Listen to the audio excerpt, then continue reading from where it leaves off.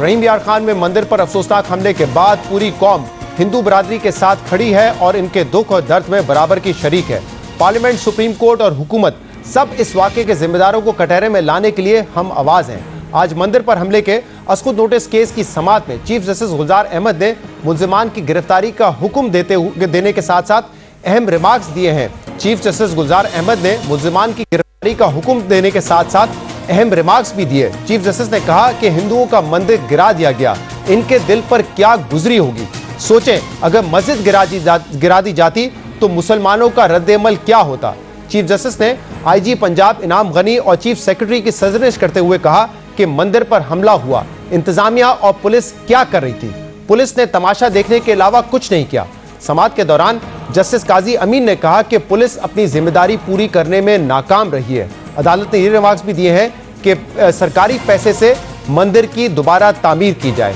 इसके जवाब में आईजी पंजाब ने अदालत को बताया कि मुकदमे में दहशतगर्दी की दफात शामिल कर दी गई हैं, लेकिन अब तक किसी को गिरफ्तार नहीं किया गया है। सुप्रीम कोर्ट ने मंदिर हमले के मुल्जिमान को फौरी गिरफ्तार करने, शरपसंदी पर उकसाने वालों के खिलाफ कार्रवाई और मंदिर बहाली के अखराजात भी मुल्जिमान से हर सूरत वसूल करने का हुक्म दिया है।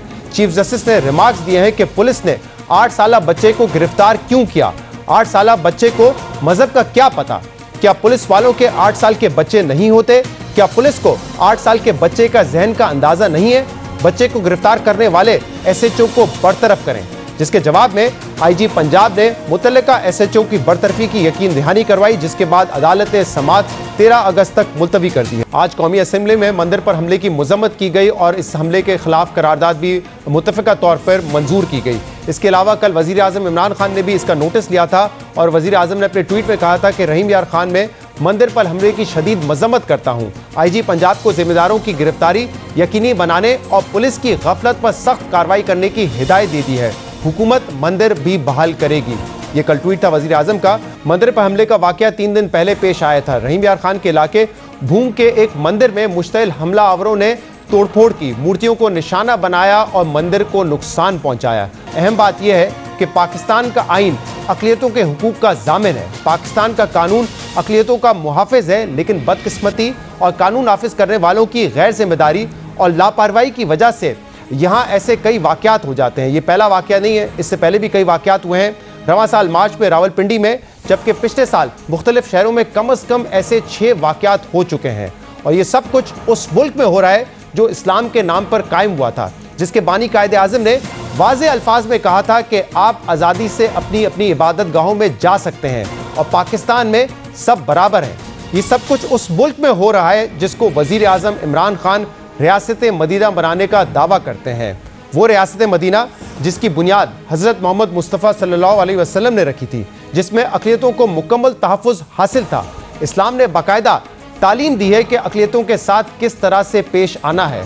हज़रत अबू हुरैरा रज़ी अल्लाह अन्हु से रिवायत है कि हज़रत नबी अकरम सल्लल्लाहु अलैहि वसल्लम ने फरमाया, आगाह रहो, जो किसी ज़िम्मी को कत्ल करे जिसके लिए अल्लाह ताला और रसूल सल्लल्लाहु अलैहि वसल्लम का ज़िम्मा हो, तो उसने अल्लाह ताला का ज़िम्मा तोड़ दिया। वो जन्नत की खुशबू नहीं पाएगा, हालांकि जन्नत की खुशबू 70 साल की मुसाफत से आती है। हज़रत मोहम्मद सल्लल्लाहु अलैहि वसल्लम के बाद उनके खुलफाए राशिदीन ने भी इसी रिवायत को जिंदा रखा।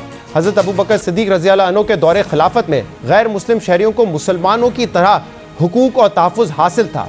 आपके दौर में जब इस्लामी लश्कर रवाना होता तो आप सिपा सालार को हुक्म देते कि ईसाइयों की इबादत गाहों को ना गिराना और ना बूढ़ों को कत्ल करना, ना बच्चों को, ना छोटों को और ना औरतों को कत्ल करना।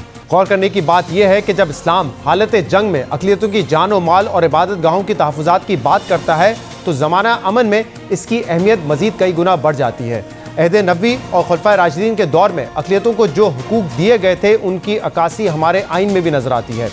आइन पाकिस्तान कहता है कि हर शख्स को अपने मज़हब की पैरवी करने, उस पर अमल करने और उसकी तबलीग का हक़ है।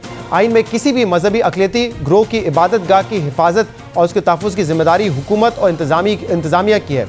जब ऐसे वाक़यात होंगे तो मुल्ज़िमान को कैफ़रे किरदार तक पहुँचाना बहुत ज़रूरी है। और ये जो मामला हुआ है रहीम यार खान में, इसको एक टेस्ट केस बनाना चाहिए। और बात सिर्फ कानून की अमलदारी पर ख़त्म नहीं होती है, बल्कि हमें अपने समाजी रवैयों को भी बेहतर करना होगा।